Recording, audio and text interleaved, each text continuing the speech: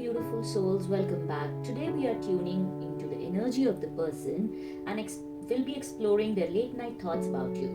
This is a timeless reading and an intuitive reading, so whenever you find this message, it may carry something meant for you.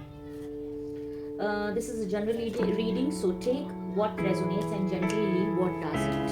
Okay? So चलिए आज जानते हैं कि आपके partner के late night thoughts क्या होने वाले हैं। मैं देख रही हूँ कि आपके पर्सन जो है वो एक रिफ्लेक्शन मोड में है।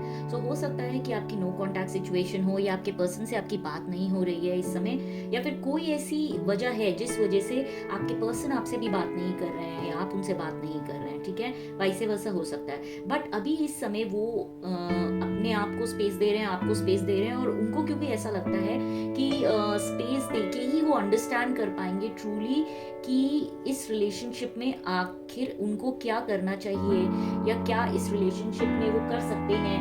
तो मतलब एक डीप सेल्फ रिफ्लेक्शन के मोड में है आपके पार्टनर, मतलब एक डीप एनालिसिस कर रहे हैं, इमोशनली प्रोसेस कर रहे हैं जो भी वो फील कर रहे हैं, जो वो आपके लिए फील करते हैं।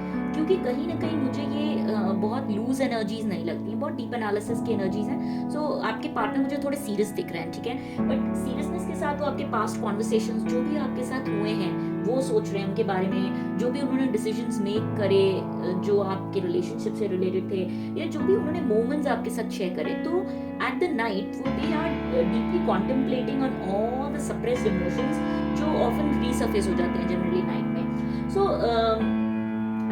मतलब वो ऐसे इंसान नहीं है जो इग्नोर कर रहे हैं अपने कनेक्शन को, बट एक्चुअली थिंक कर रहे हैं। अभी वो थिंकिंग प्रोसेस में है, और साथ ही उसके बाद वो थिंकिंग से इनर कॉन्फ्लिक्ट के उसमें आ जाते हैं, क्योंकि उनको actually I think he is not sure enough कि वो एक्चुअली अपना रिलेशनशिप चाहते हैं कि नहीं। वो अपने आप से ही क्वेश्चन कर रहे हैं कि मतलब उनको क्या डिसीजन लेना चाहिए, लाइक क्या उनको ये फॉलो करना चाहिए पाथ, या फिर इस कनेक्शन में वो सोचते हैं कि उनके पास बहुत सारी चॉइसेस हैं, उनको वहाँ चले जाना चाहिए, या उनके करियर के पर्सपेक्टिव से भी वो सोच रहे होंगे कि उनको इस पे फोकस नहीं करना है अभी रिलेशनशिप में, वो सही टाइम नहीं है। हो सकता है कोई ऐसी वजह हो जिस वजह से वो कॉन्टेम्पलेट कर रहे हैं और इनर कॉन्फ्लिक्ट में है, बट कहीं ना कहीं आपके रिलेशनशिप, आपकी एनर्जीज उनको अपनी तरफ पुल कर लेती हैं। तो एक बहुत ही एक ऐसा कनेक्शन वो फील करते हैं कि जो आपको पुल करता है, और उनको एक फियर है कि वो अपनी इंडिपेंडेंस को ना लूज कर जाएं, बट साथ ही साथ उनको ये पता है कि वो इमोशनली आपसे बहुत ज्यादा कनेक्टेड हैं, and he wants to like take decisions according to that. But उनके हार्ट में कहीं ना कहीं, deep in your heart, you already know the answers. तो कहीं ना कहीं इमोशनल ट्रुथ उनको मालूम है कि वो कैसा फील करते हैं आपके साथ।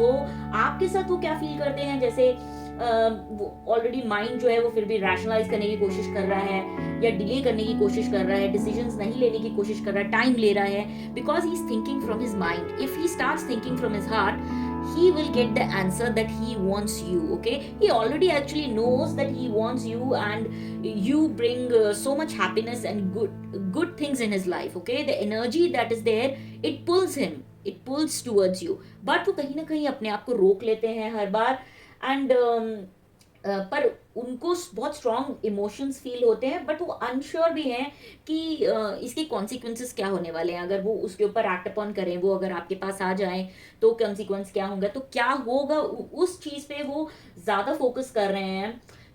ऑल इन ऑल मुझे ऐसा लगता है कि वो कंफ्यूज्ड नहीं है अपनी फीलिंग्स के बारे में, बट अपने डिसीजंस के बारे में कंफ्यूज्ड है। उनको कहीं ना कहीं पता है कि उनकी फीलिंग्स बहुत स्ट्रांग है आपके लिए, बट वो डिसीजन लेने में डर रहे हैं।